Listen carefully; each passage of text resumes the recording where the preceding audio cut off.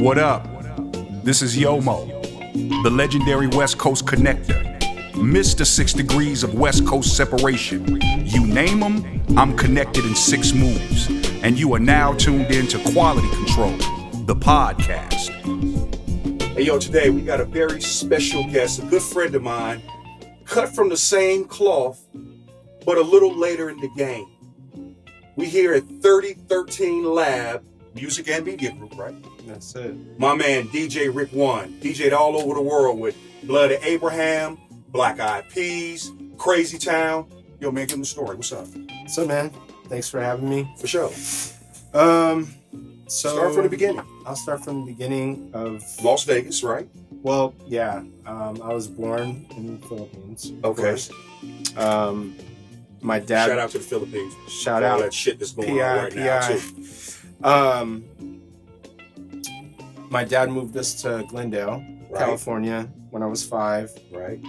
From there, we lived probably for like 2 years, and then I moved over to Vegas. Grew up in Vegas, went to school there, graduated. But in that time, like I was already into music. Like 13, 14, I was already collecting vinyl. Right. And, grew up there, whatnot. Mazik, we both know. For Blood Abraham, yeah. right? Back then he was David. to Right. us, Little Shout out, Mozzie. Little David. Anyway, we grew up, time went by. I got a job. I worked at Caesar's Palace for 11 years.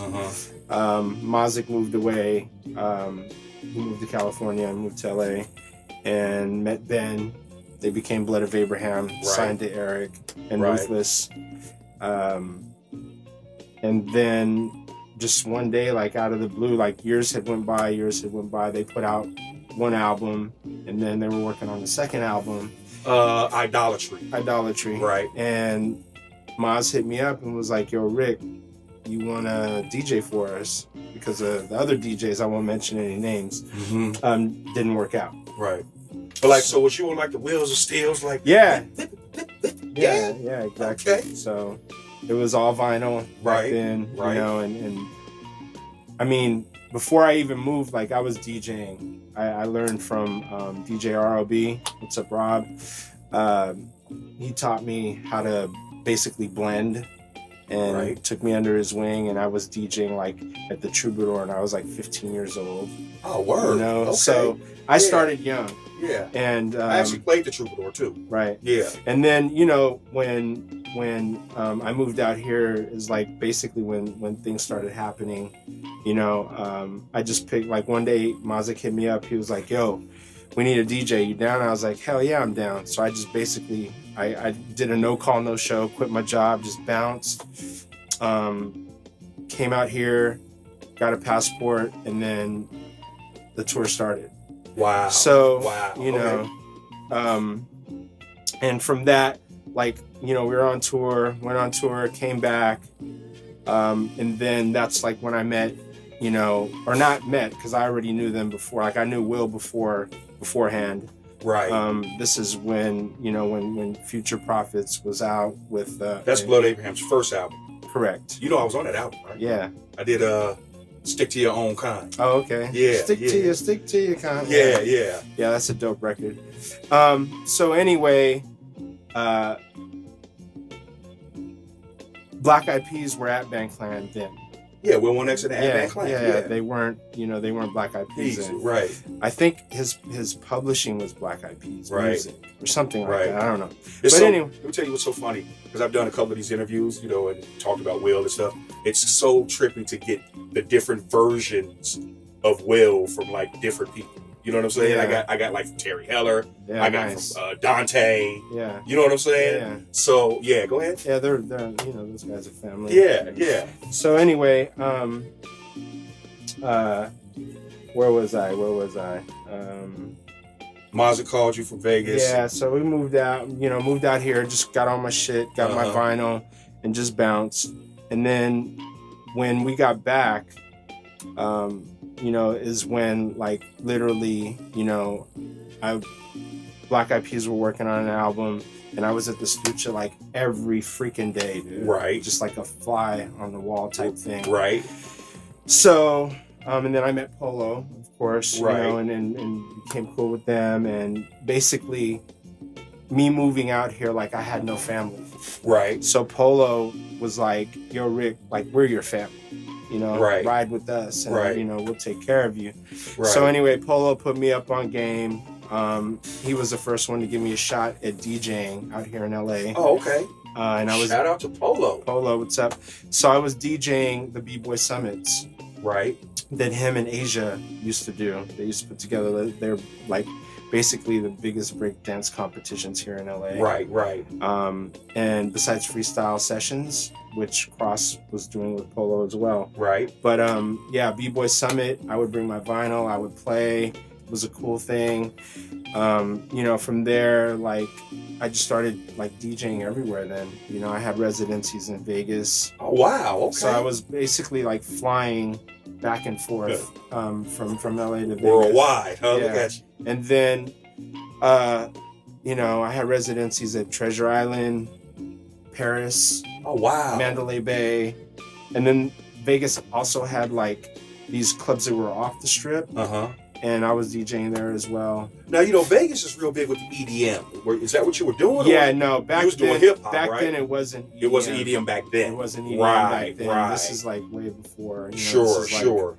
Like, the 90s, early 2000s. Right, right. And then, you know, I basically, when EDM started making its way, I stopped, like, you know, DJing just because of the simple fact that EDM music is all the same tempo. Pretty much. And there's nothing What's to... that, 130? Yeah, 128, 130, yeah, right. 132. Right. So there's really nothing to, you know, DJing that stuff. Right. So that's how I felt. Right. You know, I have friends right now, they're like the biggest DJs in the world, and they're still rocking that shit. You know? Right. Playing Vegas and shit. We're probably playing all Yeah, over the world. yeah, all over the right? world, doing festivals and stuff like that. But for me, I wasn't into it, so I just like veered away, Right. and then started, you know, like producing and doing all this other stuff, and Right. just learning. But you know, I also had residencies here in LA as well. So, like at Garden of Eden and Highlands for a very long time. But let me ask you this. Because I don't really know much about the whole DJ scene. I'm going to keep it real. You know what I'm Yeah. saying? Like, you had all these residency shit, but like, so you was making like a lot of money? I mean, you were doing at you the were doing time, okay? yeah, I was DJing like close to 5 nights a week. Oh, okay. So it's like a job. That's Yeah. like a regular. It's like a Yeah. Monday through Friday Yeah. type shit. Yeah, Okay. but when you're doing something that you love, It's not work. It's not work. Right, right, You know, right, it's right. like if you have passion for something and you get paid doing what you like to do, Right. then it's not really a job. I didn't look at it that way. Right. But of course, you know, along with that, you have to search for vinyl. You have to go here. You got to go there. You got to dig. Mm-hmm. You know, Was it crazy for you, like when, you know, motherfuckers really wasn't DJing with vinyl no more? It all went to the computer. That freak you out? You know what I'm saying? Well, yeah. I mean, I thought that, you know, when of course, you know, we're in a day and age where technology is like basically taking over everything. Mm-hmm. But when Serato first came around, like I was like, no, I'm cool. Right. You were know, purist. and You I were had, like a you know, turntablist. I had right. like, you know, 25,000 pieces of vinyl. You do? I did. Okay. Yeah. This is before I got rid of it. Okay. But, yeah, that's a lot of fucking records. you know, that it was like back then, if you didn't have vinyl, you couldn't play out. Right. So you had to have the rock, the classic rock. You had to have, you know, like the Under Pressure by Queen. You had to have, you know, Leonard Skinner. And they didn't have 12 inches then, so you would actually have the full vinyl. Yeah. Full LP. The full album. Yeah.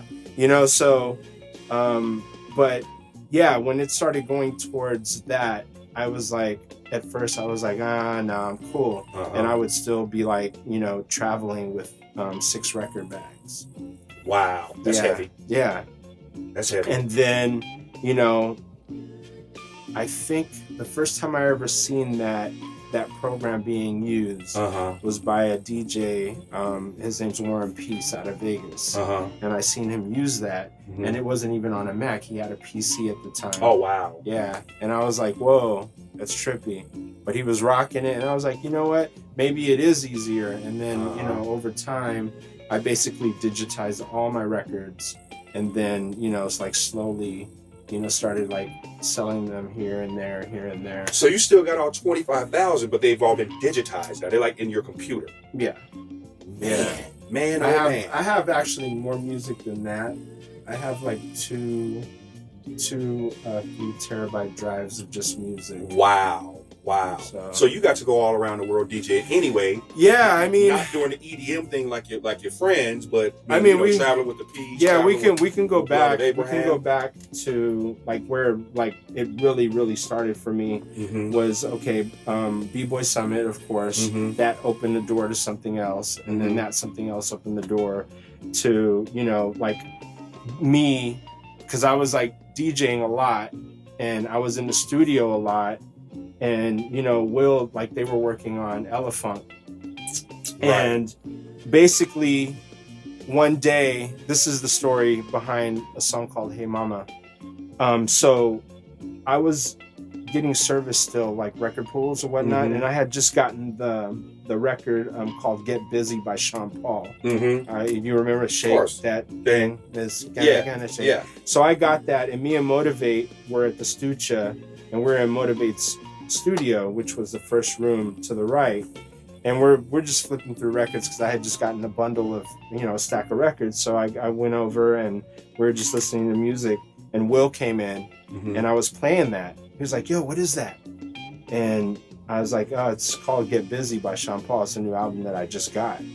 So he's like, play that for a second. So I played him a little bit of it. He's like, all right, I'll see you guys later, I'll be back. Like, and he went down the hall, made that left turn into his room. And made Hey Mama. Sat in there for about, I don't know, maybe an hour and a half to 2 hours. And then he hits me. He's like, yo, Rick, come here.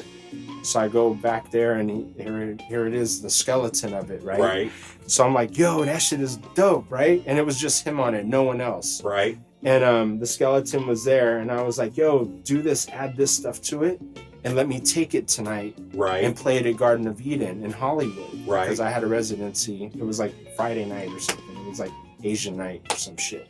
And so he did that. He bounced it out, gave it to me. I put it on disc, got my CD player, my little fucking jack to plug into the mixer. And I dropped that shit like it was like, I don't know, 1 a.m. or whatever. And I did like an exclusive drop. I was like, yo, let me know how y'all feel about this, yada yada, you know. This is like some new BEP shit. It's exclusive, it's not out yet.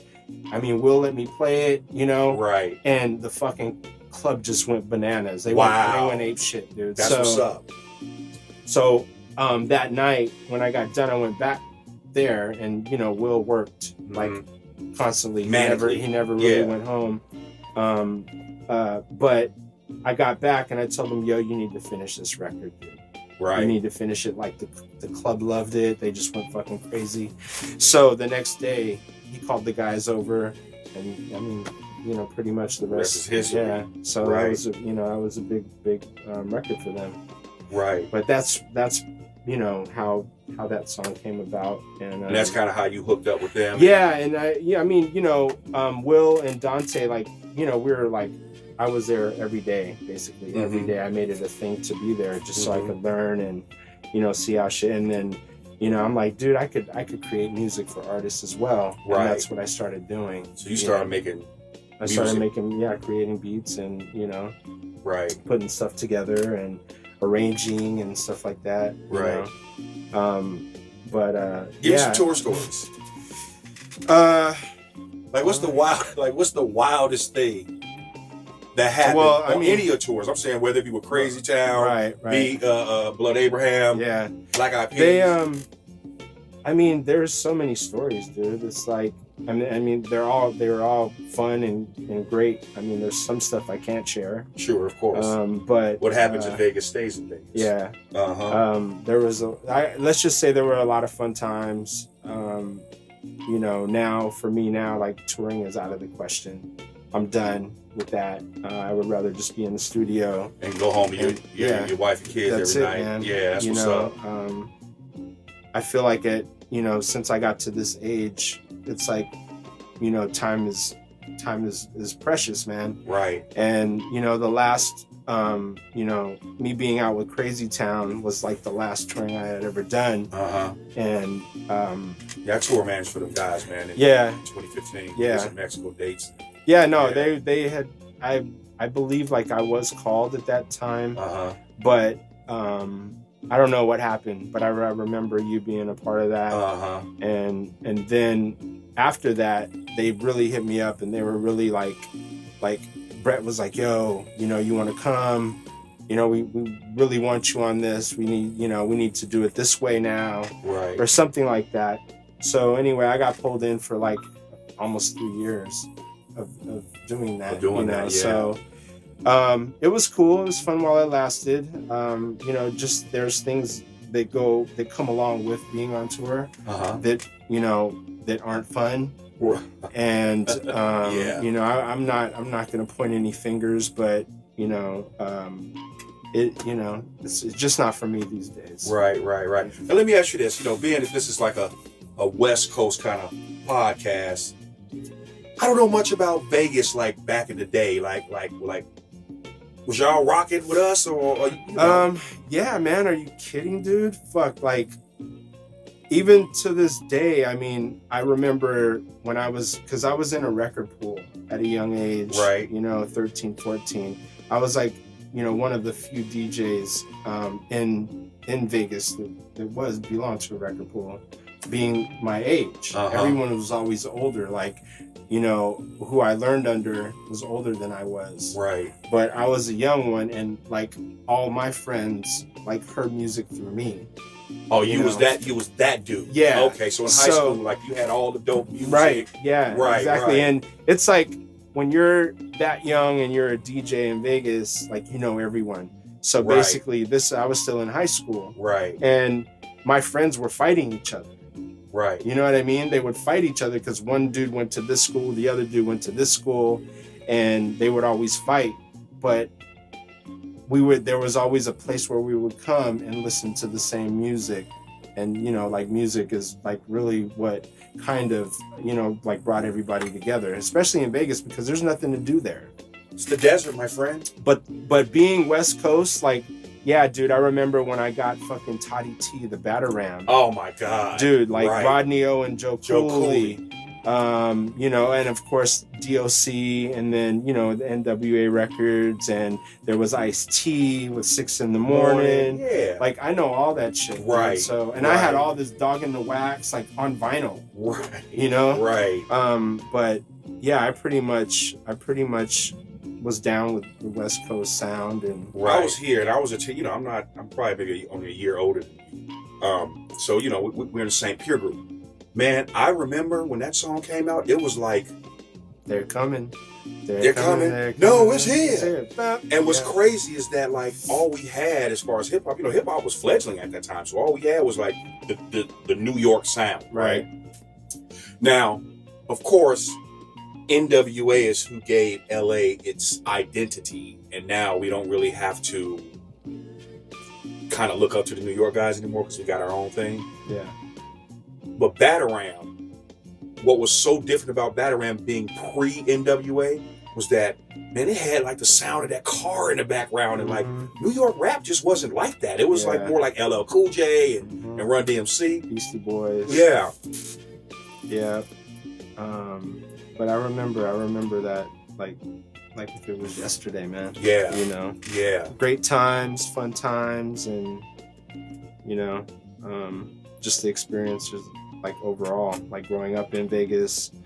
Man, all we would do there, like honestly, there was DJ Rob and DJ Frankie. They had a night at this place called That's Entertainment. And man, we used to go there. We're like 13, 14, 15, and you know, it was like a break dancing club or dance Right, club, and right, you know, there was always like the older people that were older than us, right. but we were like the young ones there, and it was a cool thing, man, being able to go to a club at that age. I know, right? And like I was DJing there too. Wow. You know, at so, that young age, yeah, like that? yeah, it was fun, man. That was crazy. It was- Man, I didn't start clubbing until I was like 19. Bro. Yeah, it was an all age club that they had. It was basically like okay, in a warehouse, yeah, off of like I want to say Spring Mountain and Flamingo or something like that. okay. Or something I don't like know that. that.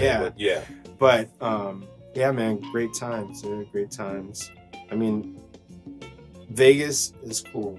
My family's there, but honestly, like once I moved, like I did not want to go back. You know, it's kind of hard to leave LA, man. Yeah. I mean, unless you get into like some serious trouble and you kind of got to get out. You know what I mean? Yeah. Well, I Yeah. live in Santa Monica, and there's like I say that there's a difference between LA and Santa Monica. I mean, Well, overall, it's all Los Angeles. that's what I mean. but, Like, you know, but- it's not Vegas. yeah, being like where you know I now live, Mm-hmm. just the energy because Uh-huh. we're by the water, Well, yeah. and the energy is like just amazing. You know, it's all Yeah. positive, and you know, our neighborhood, you just see, you know, strollers with babies and moms and dogs and people jogging, people riding their bikes, saying Yeah. hello to each other. You living a nice, Yeah. positive life. Yeah. So Tell you what, though, that water in Santa Monica's not like the water in Honolulu Bay. oh, of course not. Hell Yo, no. we was just in Hawaii. Yeah, man. At Ben Yacht's for Bud Abraham, his wedding, and we hooked up just barbecuing. Yeah, man. It was, the water there is amazing. I mean, we love We Hawaii. didn't go night swimming, but we went out to the And put our feet in put the our water. feet in the water. Yeah, it was cool. Your wife, Yeah. my wife. You know what I mean? Yeah, It was definitely, you know, a great time. yeah. We're actually planning to go back next year with all the kids this time. Oh, well, let me know because we're going too. Now, Oh, are you okay. guys going to do St. Regis? We don't know yet. We don't know. Airbnb. We might do the Airbnb. Airbnb. Yeah, yeah. We can't do the St. Regis, man. You know, after hearing how much he spent opposed to what we spent, Yeah, yeah, it's Yeah. like night and day. right, you know, right. So So okay, so talk to me about DJing for Blood Abraham. man, How was that? it was You cool. got a passport and then you just went to. Yeah, and then we just bounced, and you know, first shows were with Public Enemy, which was pretty fucking crazy because I was a huge fan of them too. I mean, dude, you grew up during that time. I Yeah. mean, like I'm pretty sure the first time you heard "Don't Believe the Hype." yeah, it was an amazing experience, man, and you know, being able to, you know, see the world through touring and you know, meeting, you know, awesome people along the way, creative people along the way, man. I mean, I wouldn't trade my life for anything. you So know, definitely, it was and all the the experience. it was the right move for you to just pack up. Yeah, and yeah. leave. I mean, I was Because- already. I worked at Caesar's Palace, man. It was like my 11th year, and I just needed a change. And the Right. opportunity was there, and you know, music was my passion. Right. So I just got my shit, didn't say bye to no one, and just, Man, you just ghost out. Huh? just left, dude. Just left and never looked back. So tell me about these beats you're making, man. I mean, what you doing? Everything? So hip-hop, yeah, pop? right. I mean, right now, you know, we do pop. You got any famous artists that you've you know that my viewers and listeners out there would Yeah, perhaps I mean, know? I've worked on, you know, records with like recently Zendaya. Oh, okay. She's a big, you know, she was a Disney kid, Yeah. became a pop star now, and you know, she's doing her thing. Right now, I mean, really, like 3013, what we're about is like we're taking artists, developing them, and then you know, shopping some kind of deal for them. Right now, we're working with this 12-year-old. Her name is Bella Cosgrove.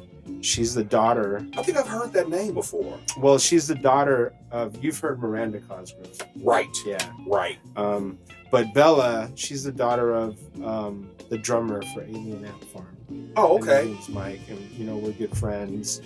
And I heard her sing one day, And I was like, dude, this girl's got an amazing voice. So, and she's been in choir and everything, so she knows like, you know, octaves and harmonies and all that. So it's for being such a young girl, right? That's 13. That's amazing. She just turned 13. Uh-huh. So we're working with her, and you know, we're bringing in a writer from Canada that we work with, and we're just like getting her stuff together. And you know, next year we're gonna take her over to Disney Records, and you know, push for a deal for her. Well, I think you can never go wrong with kid stuff, you know, like kids movies. Like those movies always make money. Yeah. And just, I mean, you know, I've worked on kids albums before, and I mean, do you remember the song that Will put out called "It's a New Day" when President Obama? Yes. It's a new day. Yes.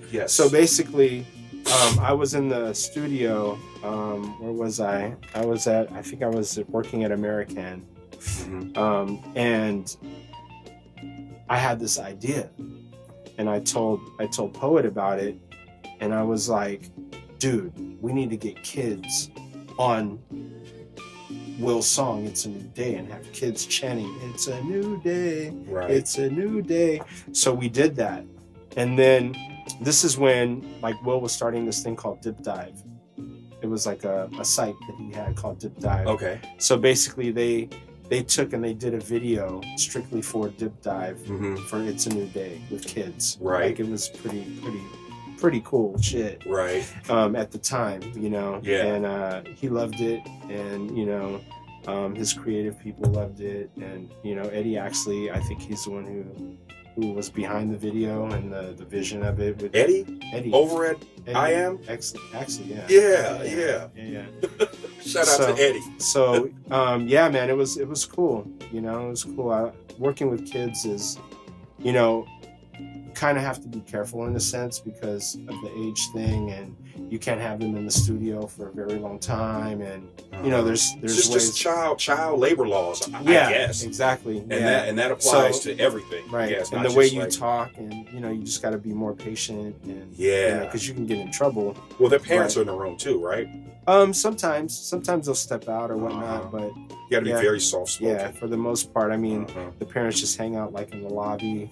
And you seem perfect for that because you are very soft spoken. You seem like you kind of hold everything because you know you're not very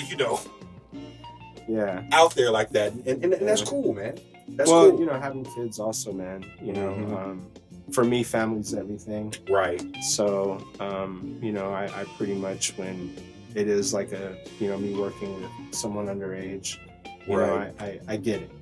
You know, I get it. I would speak to them the way I would speak to my kids. Your kids. You know. So, right.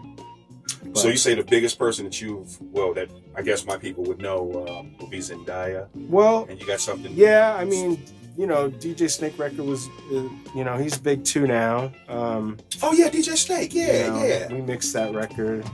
He did that. He did that. Turn Down for with Lil Jon, right? Yeah. Turn Down for what? Yeah, he was actually the track. Right. Was featured on the record. Right. So. But yeah, I mean, we have a lot of cool stuff coming out, man. Right now, Mike Rebel's a new artist that, you know, I just he basically put his project in my lap. That's what's up. And is he a West Coast artist? He is. He's from LA. He lives in Hawaii and LA. Does he live in Kauai? Yes. And I ran into him. yeah, you told me that. Yeah, that's right. Ran into him. Yeah. Out of all the places, I ran into him there. Yeah. And he was like, yo, the way the universe is working, you know, like, so he brought me in and basically just dropped off the drive with all his stuff. I really believe in his project. You know, he has an A-team, like, of people that work with him. I heard some of the stuff he was playing for that other guy, man. Yeah. Yeah, that's some hot shit. So, that's I mean, you know, everybody be on the lookout for him. Mike Rebel. Shout out to Mike Rebel. He's coming out, and you know, they're working on the first video now, which is going to be all animation, and it's featuring French Montana. Oh, that's what's up. Yeah, so it's gonna. And you working on that record, or? Yeah, I'm actually. No, I did not work on the record, but am a part of the team now. Oh, that's what's up. We're really excited. And, I'm just calling in, of course, the people I know personally, like at the labels and whatnot, and just calling in meetings and, having them listen to it, because I feel like, it has something to offer for sure. Right. Now, let me ask you this. How do you feel about the state of the record business? Like, bro, I mean, like, really, nobody's selling records unless you're Kendrick Lamar. Like, these kids are making money doing shows. Well, we all know that. It all depends, man. It all depends on your following and your internet presence, and you can be an independent artist and make fucking a shit ton of money. Yes, yeah, touring. But I'm saying, like, I guess streaming. You count that now. We know, no one really buys records anymore. Yeah, so it's like calling in favors at record companies. Like, explain that to me. How does that work? You don't really call in favors. I mean, you just call. Hopefully, okay. This is the thing. So with Mike's project, we had a meeting the other day, and he basically was like, fuck it, I'll sign a deal for this one. Right. But I'll only sign a 1-album deal. Right. Basically to get the machine behind him. Right. So they can get him out there. No 360 deals though. No, not at all, dude. No, hell no. Nothing like that. Yeah. So he was like, yo man, I'll sign a 1-album deal. Have them, put up the money or whatnot. Right. If they love the album that much. Right. And, it'll just be like a throwaway. And then see what happens later. Right. But, we all know that, like now, the way it is, if you have money behind you, you're going to be known. Well, it takes money to make money. Yeah. Absolutely. So, that's where we're at with it. And, the music industry is not the same as it was, right. Back in the day. Right. I was having this conversation with Alex Cantrell. He's like a big R&B pop producers that I've worked with as well. Mm-hmm. And we were having a conversation like, yo man, like back then, 15 years ago, the record labels would pay for your meals. Not now. So, not now. It's like just getting where you fit in, I guess. So how is that though? Like, dealing with these companies that won't even pay for your meals now. Like how is that for you? I mean, I pay for my own shit. I mean, obviously, you got to do what you got to do. Is it weird for you like that? No, not really. I mean, you adapt to the times and you just keep on pushing through, and find other ways to make money. Right. Yeah, for all you youngsters out there, grind hard, but just know that like the answer is not in a record deal. Do your own thing. Be independent. Yeah.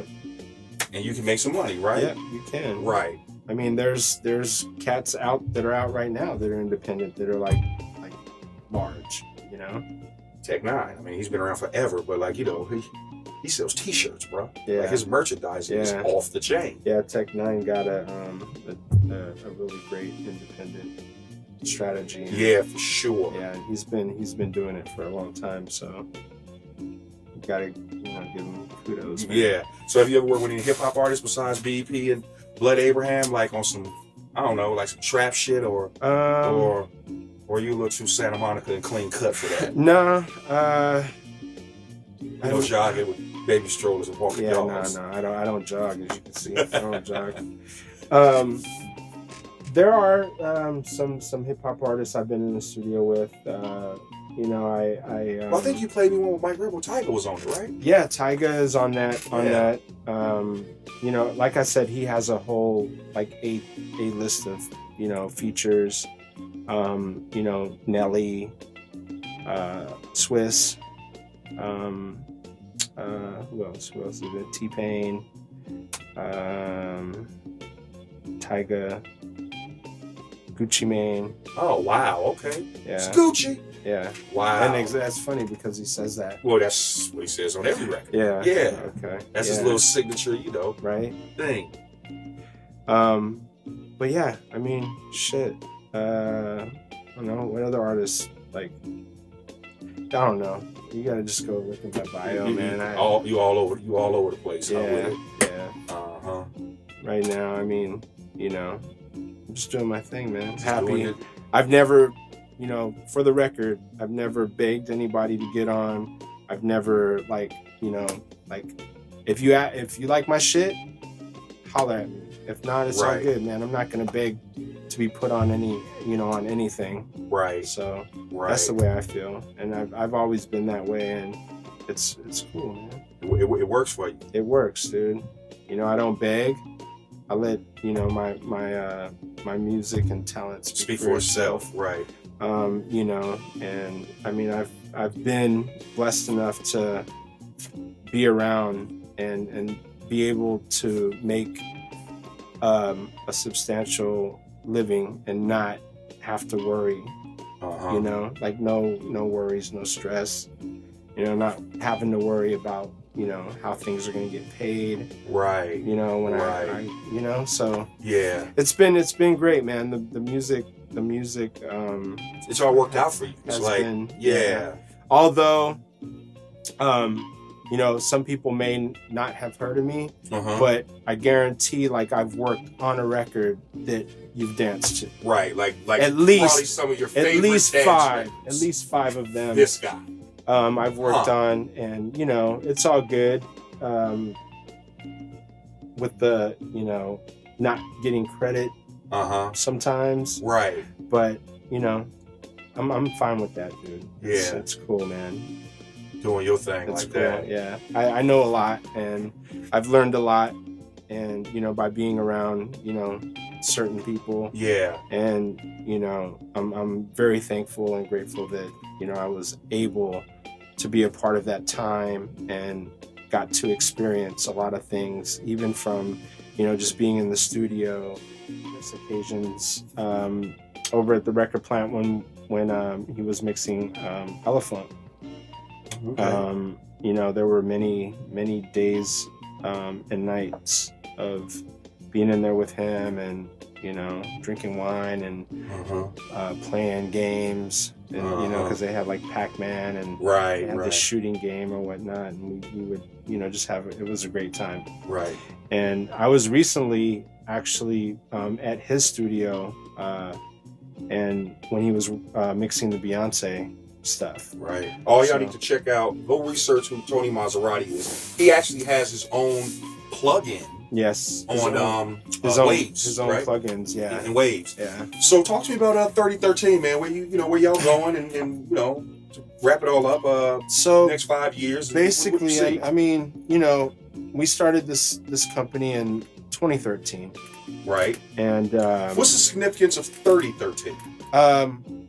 Basically 100 years ahead. We're just waiting for people to catch up. I like that. Yeah. That's clever, kids. Yeah. So yeah, we're just you know, grinding away. We have, like I said, artists and projects that we're attached to, and you know, just you know, working, you know, our relationships, and you know, to just basically put out, you know, good music, quality music. Yeah. Now, is that all you're going to do with this company? Because you know, it says 3013 Music and Media. Yeah. So basically, the media side of things is like, you know, creating content for artists, or you know, TV networks, or you know, it's basically music and, you know, media stuff for film, TV, artists. Right. So anything that has to do with, you know, that needs music or content, you know, we're here to help. That's what's up. You know, maybe we can get what's his name, Mike Rebel. Maybe we can get Mike Rebel on this show. What do you think? Yeah, that would be great. That'd be dope, right? Yeah, and he would probably interview better than me. I'm not, you know, I told him at the beginning I don't really care for interviews, but I would do it as a favor to me, just because he's my boy, and you know, and I'm thankful that he even asked me. Right. But yeah, he would be great, man. He would be great. You want to get him though? Let's get him in when his video drops. That'd be nice. So we can, you know, show the video. Yeah. And talk about how it all came about. You know, right. That video and the single is with French Montana. It's called Magnum Cum Laude or something like that. Is that the only hip hop artist you're working with? Right now, yeah. Oh, actually, no. Wait, I'm working with Mellow Man Ace right now. Shout out, Mellow. Shout out to Mellow Man Ace. Man, I have so much going on that I even forget. Like, Mellow Man Ace been around for over 25 years. Yeah, I remember him when I was a teenager. Right, back in the day. Yeah, man. So we're basically just looking for that to make that one record that basically we just one hit away. One hit away from like 2 Chainz status or whatever. Yeah, you know what I'm saying. So and we're trying to get. You remember Shinehead? Of course, I remember Shinehead. We've been trying to track down Shinehead. I haven't heard that name in 25 years. Yeah, wow. So we think that he'll bring the element that the record needs. So right. Shinehead was kind of like reggae, kind of like reggae like rap. A dance hall kind of. Exactly. Yeah, that's right. So his voice would go great on the record, and we're just waiting for that to happen. Right. Just basically going with the flow of the universe, man. Right.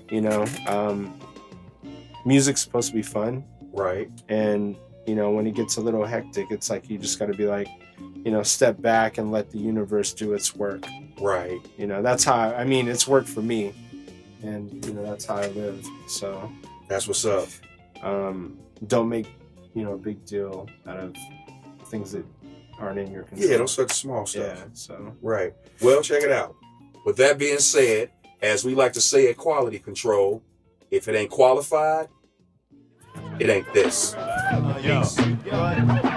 Hey, yo, my quality control captivates your party patrol. Your mind, body, and soul for who the bell tolls, like the rhythm explode.